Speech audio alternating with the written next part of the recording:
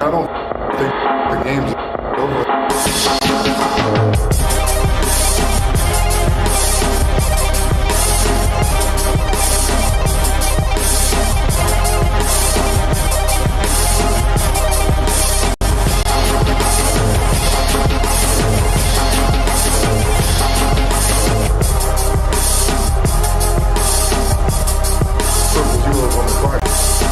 Welcome into Triple Zeros. I'm your host, Josh Buckhalter. Follow me on Twitter at JoshyBucket with the Facebook page, Clocker Sports website, clockersports.com, and the email address is clockersports@gmail.com.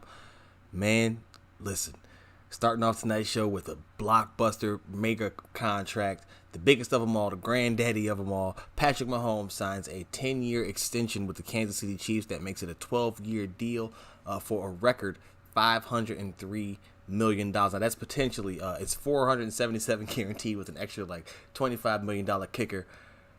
First of all, insane deal. I'm not sure that anybody expected him to not break the record, but it's the first time that an NFL player has been the highest paid athlete, and it's quite the deal. Now the breakdown of it is interesting because they're not necessarily it's not going to be easy for Kansas City to get out of this deal. So every couple of years, the money guarantees a couple of years in advance. He'll get $63 million at signing, and then he'll get $103 million total by next March, and then on a rolling basis, the guaranteed money on the third day of the new league year every year. 2 years out, money will guarantee. So they'd have to decide 2 years in advance if they didn't want to pick up an option for him. That's a risk I'm not sure anybody's really willing to take, but I know that Andy Reid and company can't be willing to take that one. Now, the other interesting part about this is that he has a no-trade clause. I'm not sure we've seen one of those. I can't think of the last one off the top of my head. I'm sure there's been one, but I just can't think of one off the top of my head right now where you would say that you've heard much. I would say that you've heard much of the that you've heard it, the no trade clause. And then on top of that, if the escalators, a lot of the guarantees are built off of escalators, him winning MVP, making it to the Super Bowl, those things of that nature. But on top of that, you also have if he doesn't trigger those escalators, he has an opt-out clause so that he can become a free agent again. Now, listen, I think the increase is only about $6 million. That's not a lot, right? He's not making that much money off of that per se. But what he is getting is the flexibility. Again, 2 years out, they have to decide whether or not to pick up that option. To me, what it says is that, Kansas City's locked in. I mean, but Mahomes having that opt-out clause is quite interesting because the CBA is going to be up, I believe, after next year. And so you have to look at, will he want to try to dip again? Because, again, he's only getting about $6 million more than he would have been getting off of his contract. Now, I believe if he played in the his fifth-year option in 2021, he would have been making $24 million, just under $25 million, something along those lines. And so now he's breaking the bank, obviously. But, again, that the structure is what's so key to it. It's a 10-year deal, but 2 to 3 years out that they have to decide whether or not they want to cut him. I'm not sure you're going to see. I know you're not going to see anybody else. Now, this has had a ripple effect, but let's talk about who it affects mostly on this team. You just got Tyrann Mathieu paid, Tyreek Hill. I think Travis Kelce's going to need some new money, and then you got Chris Jones sitting out there in limbo, the franchise tagged player for the Chiefs who could have been, and I saw it tweeted out earlier, he could have been the MVP. And now it's hard to not overblow it, but when I watched the Super Bowl, I saw Chris Jones make several plays and 3 knockdowns, 3 pass deflections, and I mean, listen, I know it might seem like nothing, but even in the moment I was kind of like, that's probably a big play, But anyway, I digress. He's out there in limbo now, and Patrick Mahomes is taking up a good chunk of that salary cap. So it's going to be interesting to see exactly what they decide to do with the rest of the roster. But Mahomes ain't going anywhere, and if they do, he's also got $140-something million injury guarantee. This thing, it seems very friendly. I mean, the Chiefs know what they're going to be paying, but man, they can't get out of this one. Like I said, it's a 12-year extension now because he had this year coming up left on the deal. But man, that good on them for acting in such good faith. And I mean, Mahomes is out here setting records, MVP, 50 touchdowns, Super Bowl winner, 2-time all. Like, the man's a stud. So it makes perfect sense that he gets the deal. But I mean, good Lord, Pat, let me hold $5. I mean, man. News again. It was a relatively slow NFL news day, so that right there was huge. Now, the ripple effects of that are obvious. No, they're obvious. So first up, you have his draft mate in Deshaun Watson, and he took note. Somebody brought it to his attention. J.J. Watt was saying he knows Deshaun Watson's going to get paid, and the other one was Dak Prescott, who's actually, I believe, a year before, but is still in limbo because of Jerry Jones playing the salary cap game, which Jerry usually ends up paying. Dak has signed his franchise tender. I'm just saying he doesn't have that long-term deal. But the interesting thing to me about Deshaun Watson and Dak Prescott is I'm not sure how much the Mahomes deal helps them. So, like, I know we're used to seeing the next quarterback to sign break the bank. I'm not sure that either one of them are going to get this kind of this length of a deal, and let alone they're going to get. I don't think either one is going to get the amount of time on the deal, and I don't think they're going to get the money either because neither one of them have accomplished nearly what Mahomes has.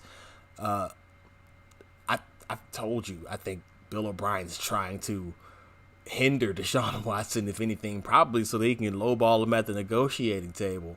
But other than that AB rumor, that's a very anti-Bill O'Brien type of thing. But I digress. Dak Prescott, especially though, with a guy who, for the story about him is that he needs the pieces around him. It's hard to see him getting this kind of deal. And like I said, what makes Mahomes' deal so unique is that it's very hard for the Chiefs to get out of it because they have to know a year or two in advance that they're going to want to move on, in which case, good luck, because that's, by the time he's done with, he's going to be only 34. He's only 24 years old now. So it's not like they're going to be in his twilight years by the time he's running out of this deal. Now, he will count a lot towards the cap, but again, he's going to see all that money. There was a lot of discussion about how he signed too soon and because of the CBA coming up, and how there was other guys who are floating around and they're going to be able to capitalize off this. But again, I'm just not sure. It'll help. I'm just not sure how much. I don't know if they'll top it. I don't know how do you give Dak Prescott or even Deshaun Watson, who I'm a fan of, how do you let them top what Mahomes makes? Right? Even if you're just giving it to him for the first 5 years and you say we can't do 10, but we'll give you 5 years on that same kind of deal. I don't know if I feel comfortable with that. Even as a fan, like I would. Okay, I'm always a person who's a favorite players getting their money, so I would be on board with that aspect of it. But as far as trying to build the franchise, I'm not sure that what they have accomplished would make me comfortable enough to put that kind of money behind them that you've put behind Mahomes. Now, you could say Mahomes is in the perfect situation to maximize his talent, so how much of that is on him and how much is that on the scheme, Andy Reid and all that kind of stuff, the personnel. And that's fair, but we've also seen Mahomes make a lot of plays. See, it's weird. It's kind of, and this is such a hokey thing. I hate doing the cross comparison like this, but Michael Jordan, when he retired the first time, and the Bulls added a couple pieces, but nothing. They added Steve Kerr. I'm getting sidetracked. The point is, he was gone, and they were still good, and they made it to the playoffs, and that, and they were a bad call from the conference finals. You can have the great team, but you need that player who's going to be the difference maker, and that's what I think Mahomes is. That was a long-winded, indirect way of me just saying I think Mahomes is the missing ingredient between a conference championship appearance and a Super Bowl victory, right? Doesn't seem like much, and you might even make it to the Super Bowl without a Mahomes, but the Chiefs didn't do it. So it is what it is, man. Now, again, Watson and Prescott, they're going to be looking at this deal and salivating, but I'm just not sure that it helps them as much as a lot of people might want to pass it off as. If I'm their organizations, I'm going to say, well, where's your Super Bowl? Where's your MVP? Right? I'm going to ask Dak, where are the numbers like this? Right? We've seen Watson make the freaky plays. We've seen Dak make some freaky plays too, but neither one of them make those kind of plays like Patrick Mahomes does. Again, a lot of that could be due to the system, but in Dallas, up until recently, the talk has been that was an Ezekiel Elliott-led team, and Dak was just trying to get in where he fit in, and they've built it now to the point where you would think that they were going to lean more on him. Now, don't sleep on the fact that they have Andy Dalton back there as a backup. Now, he's just a backup, and he's going to try to help mentor, but you never overlook the fact that you have a former starter, long-time starter in the league, sitting right one play away from going in the game. So that it'll help. It'll likely raise their money. I'm just not sure that it raises it as much as people might want. I just don't know how they argue it. I get it. We're typically used to seeing the next deal toppling the last one. I just don't see it here. I know I'm probably being very short-sighted and not paying attention to the history, but man, how do you, again, give me the argument that Deshaun Watson or Dak Prescott's going to go to Bill O'Brien or Jerry Jones. Bill O'Brien, knowing where the school of thought that he comes from and seeing what he's done to that team as it is, how do you make that case? Now, like I said, it was brought to Deshaun Watson's attention, the actual contract extension. So I put, when J.J. Watt tweeted it out to him, and I was like, hey, man, J.J., bring him when you come to Chicago. You know, remember that rumor a couple weeks back that J.J. Watt would find his way to Chicago at some point in time. We don't know. Hopefully he does, and if he does, maybe he could bring Deshaun Watson with him. Right that wrong that was supposed to be back in 2017. Yeah, and then, of course, that brings me right back to the hometown and the pain. Of course, the announcement brought out the masochists and the sadists, really, because Bear fans love to bemoan this, but people love to torture Bear fans about it more than anything. With Mahomes' extension came people talking about the Bears passed on him for Mitchell Trubisky, and man, you think that's a wound that healed, and just nope. Every time the Band-Aid comes off, man, that bad boy hurts. But it is like beating a dead horse. At this point, I'm not even mad anymore that they passed. I'm mad at how it all happened. Like, any one of those things alone in a vacuum would have been bad, but it would have been bearable. But not only did they have the poor process to get there, right? Because I liked, okay, he's showing some attitude, Ryan Pace, and going to get his guy. But the execution of all of that was bad. I'm talking about from not meeting with certain players to keeping the pick a secret from your head coach who probably should have been fired anyway, to sign a Mike Glennon. Oh my gosh. Bruce Arians, like, man, the whole process to now is frustrating, right? Before, trust me, I was a big old, they took Mitch over, blah, because I was mad that day. But it in totality, it's what really bothers me at this point. You did all of that, right? You went about it with all of that and still ended up right here. Hate to see it, man. That's tragedy at best right there. Oh my gosh, Ryan Pace. Oh, that's hurtful. Like I said, it doesn't do a lot for the Bears directly. Mitchell Trubisky had his fifth-year option declined, and he's definitely not signing a record-breaking contract unless it's on the course for a record-breaking minimum for somebody picked 2 overall. Hopefully he bounces back. That's the hometown team, man. I would be foolish to want them to not be successful and want what's best for them, and that's for him to finally figure it out. If that's the case, great. But man, today, and if you didn't care, or if you thought you didn't care, internet was testing that today. That was definite. So, Gonna take a quick break. I want to come back, switch gears, talk about the NBA because they too had a couple of goings on, not nearly as eventful as a 500, $500 million. Let me $5. Anyway, gonna talk about the NBA and what they got going on. Don't go anywhere, man. 000 BRB. You already know.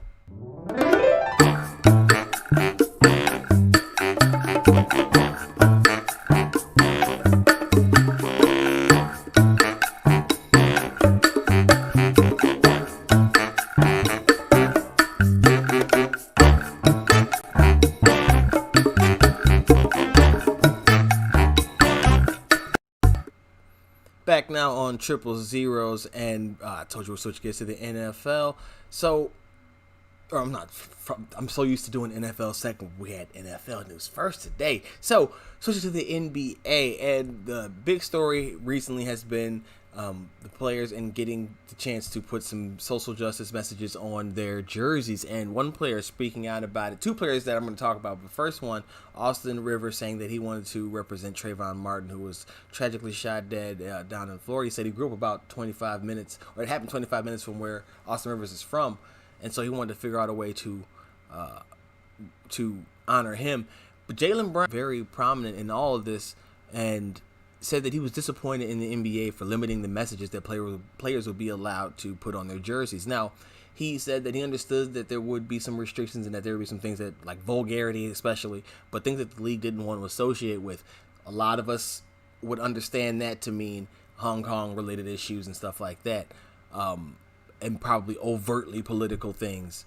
But they did approve a list, and the list, standard issue, Black Lives Matter, say their names, vote, I can't breathe, stand up, ally, anti-racist, speak up, group economics, education reform, mentor. So there's a lot of stuff in there, but it clearly is not a player decision per se as much as they've given you a set list. Now there's a lot of players, so those you're going to see a lot of duplicate messages going on, and I kind of understand what Jaylen Brown is saying here, because there was something he didn't get too far, but there was a picture tweeted out, Strange Fruit, and for those who don't know, there's a poem, Strange Fruit on the Poplar Tree, that was really talking about bodies, black bodies hanging from trees.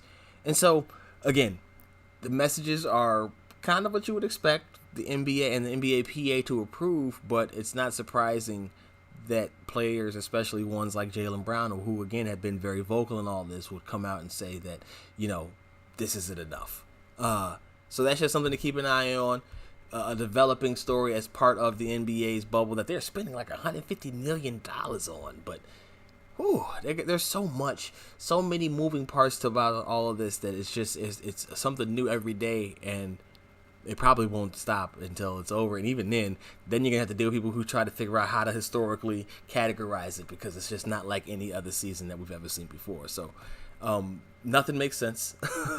But one thing's for sure is Jaylen Brown has said, look, he appreciates where the NBA is going. He thinks it's the right idea, but it does find that it's kind of limiting. And I would have to agree with all the players. That's not a very large list of approved messages. And the ones that he said in the article, please, I implore you to go look them up. The ones that he was suggesting aren't anywhere near offensive or anything. Like I said, you would imagine the NBA wants to avoid anything overtly political or downright vulgar, and nothing that he said suggested either one of those things. So I don't see why they wouldn't try to expand it, and he said he's going to keep trying to get them to do so. But the list is pretty standard issue, and I could see why that's just not enough. You know what I mean? Like, okay, we've said all these things before, but at a certain point those same words fall on deaf ears. So shout out to them though, shout out to Jaylen Brown for not just taking the opportunity and actually trying to maximize the potential that it has. So that's one thing. Now, the other story that I want to talk about is revisiting the 2011 CP3 to Los Angeles Lakers trade. Chris Paul recently appeared on the Knuckleheads pod with Darius Miles and Quentin Richardson. Check that pod out. Those two dudes are hilarious. But he's talking about how angry he was about it, because by the point that it got nixed, and it got nixed in about 20 minutes, right? He said that he'd already talked to Kobe. They'd already started playing. They were trying to phone with his brother and his agent and trying to make it happen. And in case you don't remember, the deal was the Lakers would get Chris Paul from the New Orleans Hornets. The Hornets would receive Lamar Odom, Kevin Martin from the Rockets, Luis Scola from the Rockets, and Goran Dragic from the Rockets, while the Rockets would take on Pau Gasol. At the time, New Orleans, the Hornets were owned by the league, and they quickly nixed that bad boy. Now, the goal for the Lakers was to get Paul and then later on flip Andrew Bynum for Dwight Howard, so they would have had Kobe, Chris Paul, and Dwight Howard. They would have been transitioning away from Kobe, obviously, because he was at 33, 34 at the time, and it would have ended up being Chris Paul and Dwight Howard. But, like I said, David Stern nixed that deal, and what made it even worse, the smack in the face to Lakers fans and the organization, was that less than a week later, he turned around and sent Chris Paul to the Clippers for guard Eric Gordon, Chris Kaman, Al Farouk Amino, and a first-round pick from Minnesota. They'd also got 2 second-round picks, but again, this was less than a week, and he just got done saying that it was bad for the league. Now, if you break it down, I know Lakers fans are salty to this day because the trade was agreed upon between the managing bodies of the Hornets and the Lakers organization. But when you break down the trade, it's hard to not agree with Stern in that this was a better deal for the Hornets than for the other way around. Now, they would have gotten more pieces back with the Lakers deal, but Lamar Odom and Luis Scola are older players at that point in time. Kevin Martin's he's like 28 at that point in time. Goran Dragic is young. But I'm not sure that you are getting. And at this point, Eric Gordon's coming in as a 20-point game to score, 23 years old. That was before he started getting hurt. And you had that first-round pick. So, I mean, I get it. It's not much better, but we know what happened with Lamar Odom soon after that. Kevin Martin started getting hurt after that. Didn't really start too much after. Or, I take that back. He started. But, and again, that group was overall older than the one that the Clippers ended up sending over to New Orleans. Now, Dwight Howard did find his way over to the Lakers the next season in that massive 4-team trade. But he only lasted there for 1 year, so maybe it was ultimately a good idea. Now, who knows? Maybe with Chris Paul and his style would have reined Dwight in, but that's just the way a cookie crumbles, man. That's a tough one, though. Like I said, I long was of the mind that David Stern was kind of bogus for nixing that trade, and maybe he still is because there was one that was agreed upon between the managing partners. But as the logic laid out there, with the team in transition, still trying to be sold, you're not going to give away your only superstar, and a good one at that point in time. Chris Paul, 9, led the league in steals for like 2-3 years straight. Just about to start leading the league in assists, like he was balling at that point. Yeah, you can't. I listen. Lakers tried it. They definitely tried it, but that package, it was solid but not great. And again, the Hornets one wasn't great. But if you're gonna take a not great one, it's tough because now you're definitely talking about how he seeded the league, made the Clippers relevant, honestly, because they weren't relevant for much other than a couple of exciting years with those, like I said, with the Knuckleheads. Strangely enough, yeah, man, that's a tough one, but I think it has to. And then I have to mention that there were going to be picks in the Lakers deal too. They just never came to fruition because of how quick the deal got rejected. But I just think that even when it's all said and done, from Stern's standpoint, I could definitely see him saying, you know what, this Clippers deal is a lot better than that Lakers deal, or at least it's maybe not a lot better, but it's better because of the age thing and the flexibility that they would still have going forward. Yeah, that's tough though. It's still tough for Lakers fans. They're still not over it to this day. Chris Paul probably missed out on the ring. Remember, the Lakers are coming off of back-to-back. I want to say a conference semi and then a first round loss or something like that. That was 2 years removed from their last championship. They tried to trade Powell. Like Kobe was trading Powell. You know, he was ready to go for another run. And then a couple years later after that, he ended up tearing his Achilles. And, man, the rest is pretty much history. The Lakers really didn't recover for a few years after that trade got nixed. And it would have definitely propelled them to the top of the mountain. But we probably wouldn't see the Clippers be anywhere near as relevant as they are today had that not happened. So when David Stern said that he did it for the league, he wasn't lying. We just didn't fully get the ramifications of it at the time. Man, one more story. This is a bizarre one because this is chalk it up to you got to know better. Yeah, throw it in reverse, Terry. Charlotte Hornets guard Terry Rozier speaking about his team's owner, Michael Jordan, and saying that to see it, basically, it was amazing. He didn't know that they did it like that, that they had won 2 3-peats. He didn't know he had won 3 titles back to back to back 2 times. And it's one of those just kind of like the Dave Chappelle face, right? When he's doing Dylon and he's just kind of looking like, what? Like, you didn't, wait a minute. First of all, I think a lot of us are kind of surprised because especially after watching The Last Dance, but you kind of feel like the part of the entrance exam to get into the Hornets facility is to recite some Michael Jordan Chicago Bulls history. I mean, maybe that was just me, obviously. But it's definitely a surprise that he didn't know that because, like, damn, bro. I think everybody, that's kind of the whole point, right? That's kind of what they were celebrated the most for. And for him to, I mean, look, Terry, you got to do better than that, dog. How do you not know? I mean, he's 26 years old, so he was around for the second 3-peat, but that's still, I would think, old enough. Well, no, he was a baby on the second 3-peat. I guess he wouldn't know. Oh man, moments like that just make you feel old. That's sad.